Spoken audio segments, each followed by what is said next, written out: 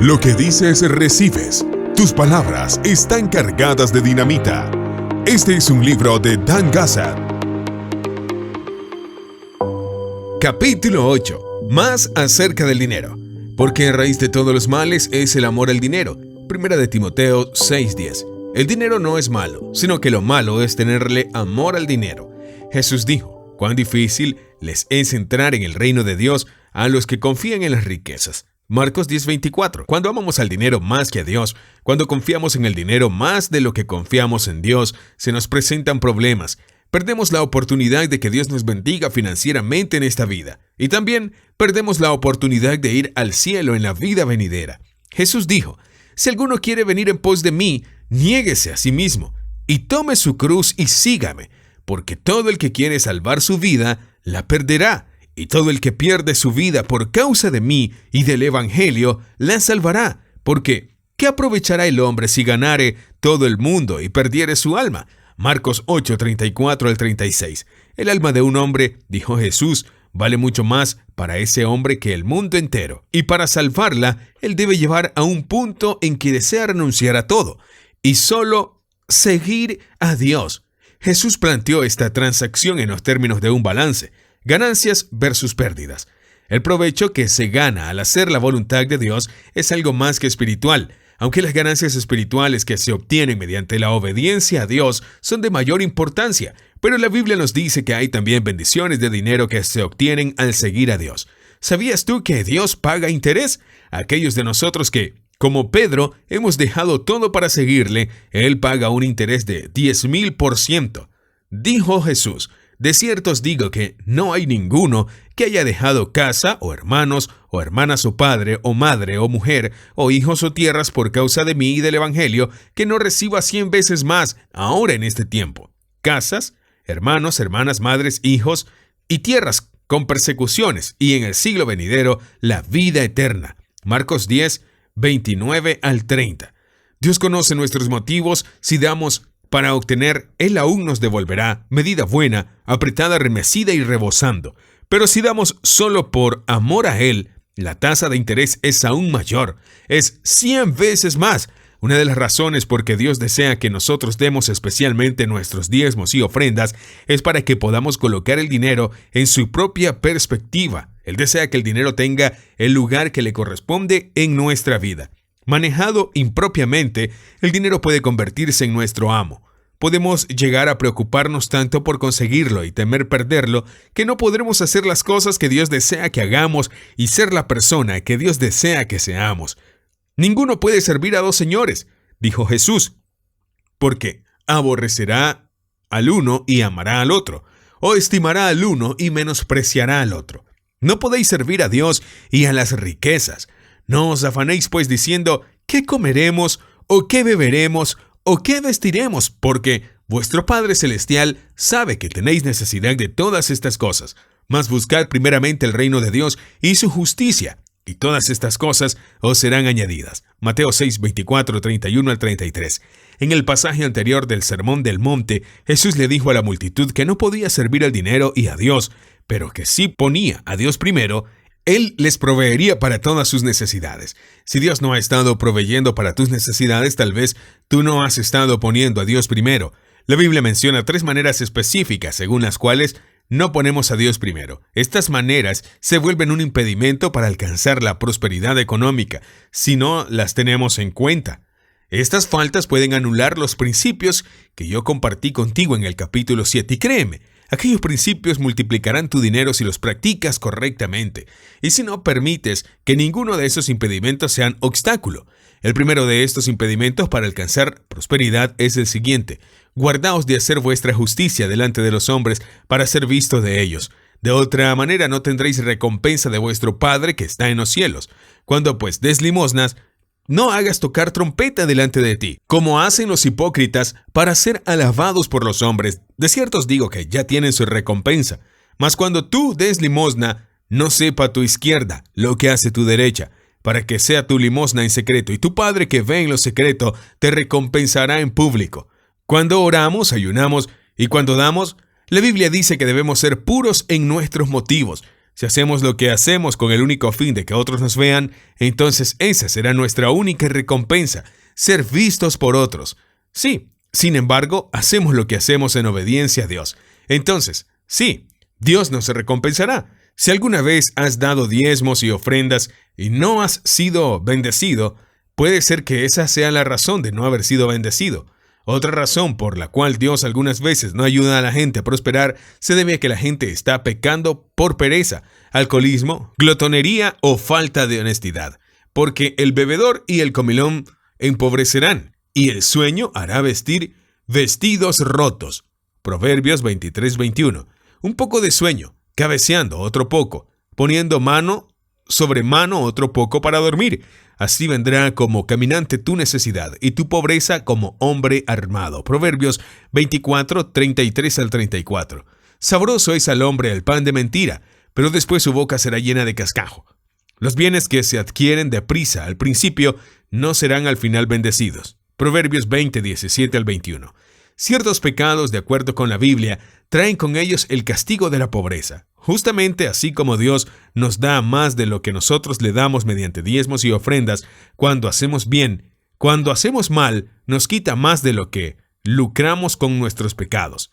De la gente que hace mal, dice la Biblia, porque sembraron viento y torbellino segarán. Oseas 8:7. Sin embargo, la razón más común por la que muchas veces la gente no prospera cuando da sus diezmos y ofrendas es la misma por la cual la gente no recibe muchas de las otras bendiciones de Dios. No han creído que Dios hará lo que Él dice que hará. Es aquí donde lo que digas es tan importante. Decir que Dios hará lo que Él ha prometido que hará. Edifica nuestro espíritu. Repítelo en voz alta. Mi Dios suplirá todas mis necesidades. Él dijo que lo pusiese a prueba y lo hice. Estoy esperando que me devuelva muchas veces aumentado lo que yo he dado. Si continúas quejándote de pobreza, solo conseguirás pobreza. Si por el contrario hablas de prosperidad y has hecho tu parte de acuerdo con los principios de dar de Dios, entonces sí que conseguirás la prosperidad. Porque es que Dios bendice a algunas personas y no bendice a otras. La Biblia dice que cuando la gente oye la palabra de Dios, pero no creen en ella, no les aprovechó el oír la palabra, por no ir acompañada de fe en los que la oyeron. A menudo yo también he sido culpable de no mezclar la palabra de Dios con la fe. Antes de emprender el viaje para una de mis cruzadas evangélicas por la India Occidental, y estando próxima a la fecha de partida, le dije a mi esposa, querida, queda menos de un mes para la fecha de nuestra cruzada por la India Occidental, y nosotros no tenemos ni $1 todavía para ese viaje. Jesús dijo que es necesario sentarse y calcular el costo antes de tratar de construir una casa. Tal vez sería mejor que no fuésemos ahora, puesto que queda muy poco tiempo para recoger dinero para sufragar todos nuestros gastos de viaje. Mi esposa, sin embargo, siempre ha poseído una fe inquebrantable y la creencia de que Dios hará cosas increíbles si nosotros demostramos una actitud positiva de fe. Ella respondió a mi idea negativa diciendo, «Vamos, Dom, tú sabes que Dios nos ha encomendado esta misión. De ninguna manera podemos pasar por alto este viaje, puesto que no fuimos nosotros los que escogimos esta tarea. Este es un llamado del Señor y Él proveerá». Comencé a citar Filipenses 4:19. Mi Dios, pues, suplirá todo lo que os falta conforme a sus riquezas en gloria en Cristo Jesús. Desde entonces, mientras iba conduciendo mi coche de un sitio a otro y muchas veces durante el día incesantemente afirmaba yo estas palabras repitiéndolas una y otra vez. Mi Dios suplirá todas mis necesidades. ¿Cómo libertan mi espíritu aquellas palabras? Ellas fortalecían mi fe y cambiaban mi actitud. Repitiendo esta escritura a mí mismo, creyendo y hablando a Dios, se obró el milagro que necesitaba. En 2 misiones anteriores, por las Indias Occidentales, tuvimos que acortar nuestro viaje por falta de dinero para continuarlo. En este viaje, sin embargo, cumplimos con todo el programa porque Dios suplió absolutamente para todas nuestras necesidades. ¿Cuál fue la diferencia esta vez? Yo creo firmemente que reside en el hecho de que tenazmente nos aferramos a la palabra de Dios. Y Dios, escuchando nuestras palabras, se sintió debidamente obligado a realizar el milagro. Mi esposa es una fuente constante de inspiración para mí en este asunto de que Dios suple nuestras necesidades. En 1961, mientras yo realizaba una cruzada, mi esposa e hijos residían en Victoria, Columbia Británica. Aun cuando el Señor bendecía maravillosamente la cruzada, la ofrenda de amor para apoyar mi ministerio era pequeña e inadecuada. Esto nos creó problemas financieros graves. Necesitábamos con urgencia más dinero para pagar nuestras cuentas y para sufragar los gastos de manutención. Durante un fin de semana fui a Victoria para visitar a mi familia, brevemente antes de volver a la cruzada. En vista de que no tenía mucho dinero para dejarle a mi esposa, comencé a sentirme frustrado. Pasamos la noche hablando a Dios cara a cara. Al fin Joyce oró: «Amado Dios, proveedor de todas nuestras necesidades, tú sabes que estamos con un gran problema aquí. Tenemos muy poco dinero. En realidad, no sé cómo vamos a arreglar esta semana. Tal vez es que tú no deseas más que Don continúe en esta cruzada. Si es así, nosotros lo comprenderemos. Tenemos la seguridad de que cualquiera que sea tu razón tiene que ser buena.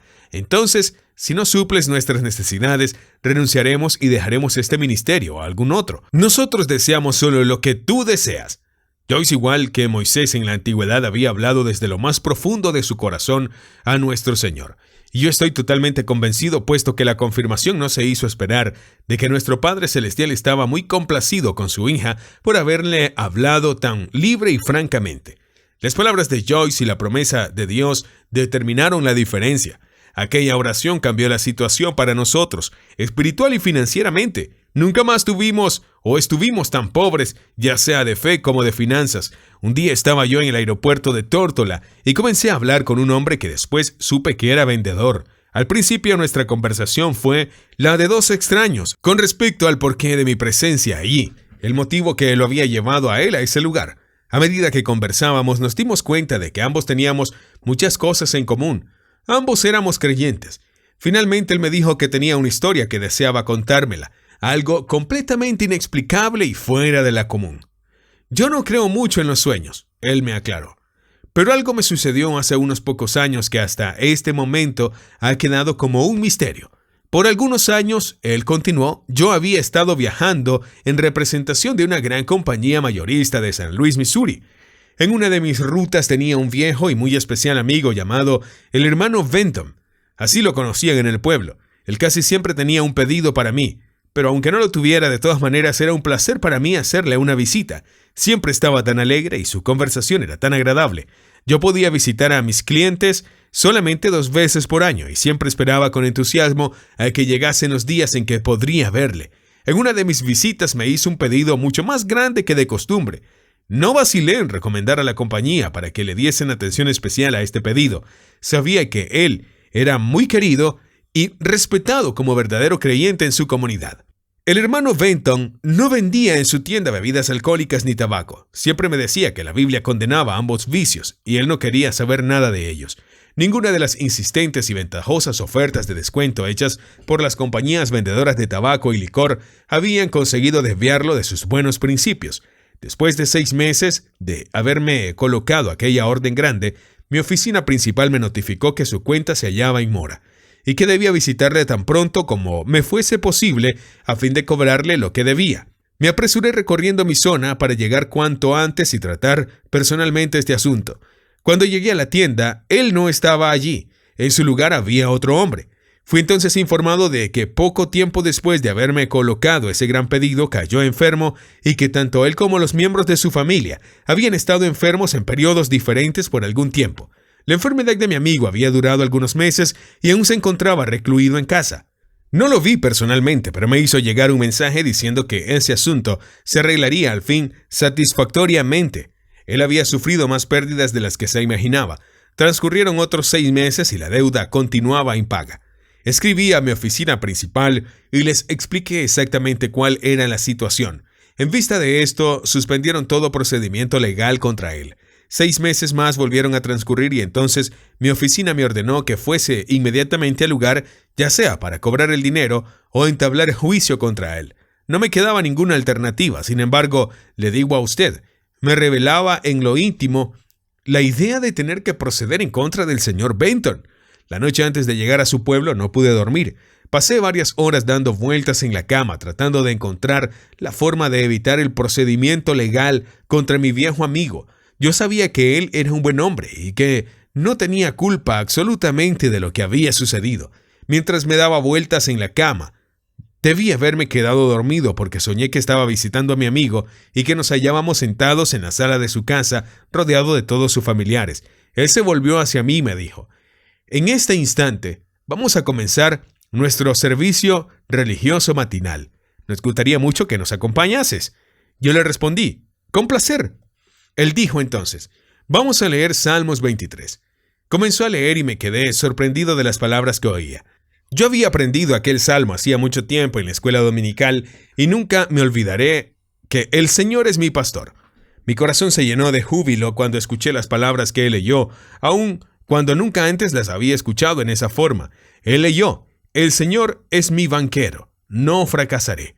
Él me hace acostar en minas de oro. Él me da la combinación de su caja fuerte. Él restituye mi crédito. Él me enseña cómo evitar un juicio por amor a su nombre. Por eso, aunque camino en sombras de deudas, nada temo, porque tú estás conmigo. Tu plata y tu oro me salvan. Tú preparas un camino para mí en presencia de los cobradores. Tú llenas mis tanques con aceite y mi medida rebosa. Seguramente la bondad y la misericordia me seguirán por todos los días de mi vida, y yo haré negocios en el nombre del Señor». Después de que hubo leído la Escritura, se arrodilló y oró. En mi vida nunca había oído tal plegaria. Casi me quedé sin respiración cuando él pidió al Padre Celestial bendecirme porque era su amigo. Con su amén, me desperté de un salto. Yo había planeado con anterioridad visitar a mi amigo en su casa por la mañana temprano. Me levanté, me vestí y llegué a su casa justamente cuando el sol despuntaba. Me recibió en la puerta con una sonrisa y un afectuoso apretón de manos. Me dijo: «Pase, llega a tiempo. Estamos por empezar nuestras oraciones de la mañana y nos agradaría mucho que nos acompañara». Me presentó a su esposa e hijos, tomó su Biblia y dijo: «Vamos a leer el Salmo 23». Él leyó con voz clara y fuerte, pero exactamente como está escrito en la Biblia. No puedo describir todo lo que yo sentía mientras él leía. Nos arrodillamos a orar y él muy humildemente hizo conocer a Dios sus deseos. Sin embargo, su oración en nada se parecía a la que yo oí en mis sueños, aun cuando en esencia expresaba los mismos pensamientos.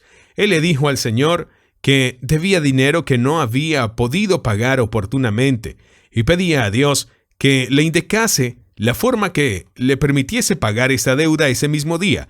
Luego oró por mí. Mientras estaba allí arrodillado, decidí que por una vez en mi vida yo iba a desobedecer órdenes. Después de las oraciones, ambos nos dirigimos inmediatamente a su tienda. En el momento en que entramos, nos salió a recibir un joven diciendo: «Hermano Benton, mi padre me ha enviado a decirle que él está interesado en comprarle la casa con el terreno de la cual hablaron el otro día. Me dijo que le entregase este dinero y que el resto lo pagará cuando usted lo disponga». El anciano tomó el dinero y las lágrimas comenzaron a rodarle por las mejillas mientras él se daba vuelta. Redactó y firmó un recibo por el dinero y se lo entregó al joven. Luego tomó su libro mayor, comenzó a hacer cálculos, después se volvió hacia mí y me dijo: «¿Sería tan amable en cancelar esta cuenta?». Observé que él había añadido a la deuda principal los intereses por todos los meses que él no había podido pagar. Cuando le informé que tenía instrucciones de omitir los intereses, él no aceptó la oferta, diciendo que deseaba pagar todo lo que era justo y que estaba agradecido por la prórroga que la compañía le había concedido. Tomé el dinero y lo envié a mi oficina en San Luis. En la misma hora que yo daba vueltas en mi cama esa mañana, mi viejo amigo había estado arrodillado en su cuarto, orando y solicitando un préstamo a su banquero. Yo me sentí inmensamente feliz cuando él lo obtuvo. Desde entonces, cuando me siento desalentado, aplico el Salmo 23 como un remedio. Cuando todo va bien, es fácil llamar al Señor tu pastor y prometer seguirle por todos los días de tu vida. Sin embargo, a todos nosotros nos llega un día cuando tenemos que caminar en el valle. Entonces es cuando Dios nos pone a prueba. Él además desea oírnos decir: «Mi Dios suplirá todas mis necesidades», y efectivamente se hace cargo de ellas. La fe del hermano Benton estaba firmemente fija en Dios y sus palabras lo probaron. Dios honró la fe del hermano proveyendo para su necesidad. Dios da riqueza y salud. Esta es una frase poderosa en la que algunos no confiarán fácilmente. Se ha llegado a pensar que no es espiritual poseer riquezas, y aún el don de la salud que nos da Dios generalmente se mira como que no es probable obtenerla. La palabra riqueza significa recursos, medios para pagar nuestras obligaciones. Dios no promete hacernos millonarios, pero Él sí suple todas nuestras necesidades, Filipenses 4:19, y asegura nuestra prosperidad y buen éxito si vivimos pendientes de su palabra, Josué 1:8. Deleítate en la palabra de Dios, medita en ella, y Dios dice que todo lo que hagas prosperará. Jesús dijo: mas buscad primeramente el reino de Dios y su justicia, y todas estas cosas serán añadidas. Mateo 6:33. Aquí Jesús se refería a los bienes materiales, comida, vestuario, abrigo, y Jesús no dijo que si buscamos primero el reino de Dios, todas estas cosas os serán quitadas. No, Él dijo que todas estas cosas, nuestras provisiones materiales, nos serán añadidas. La Biblia dice: Él, Dios, te da poder para hacer las riquezas. Deuteronomio 8:18. Y es obra de Satanás empobrecer nuestras vidas, arruinar nuestra efectividad cristiana para pagar nuestras obligaciones. Satanás trata de hacernos quedar mal con nuestros acreedores. Hay que estar de acuerdo con Dios y no creerle al diablo. Dios dice: amado, yo deseo que tú seas prosperado en todas las cosas y que tengas salud, así como prospera tu alma. Este es el gran deseo de Dios para nosotros, sus hijos, que prosperemos y que tengamos salud, así como prosperan nuestras almas. Y como prosperan nuestras almas, mediante nuestras oraciones espirituales y una vida digna de alabanza, mediante el estudio de la palabra de Dios y la confesión franca de las Escrituras, mediante el testimonio a los demás con nuestras vidas y labios de lo que Cristo ha hecho por nosotros. Cuando tantos pueblos de Dios están afligidos y pasando pobreza y la obra de Dios está paralizada en algunas partes por falta de dinero, es este el momento para que afirmemos las Escrituras mencionadas aquí, para recibir el beneficio de los dones de Dios de la riqueza y la salud. Diariamente repite con convicción: Dios me da riqueza y salud.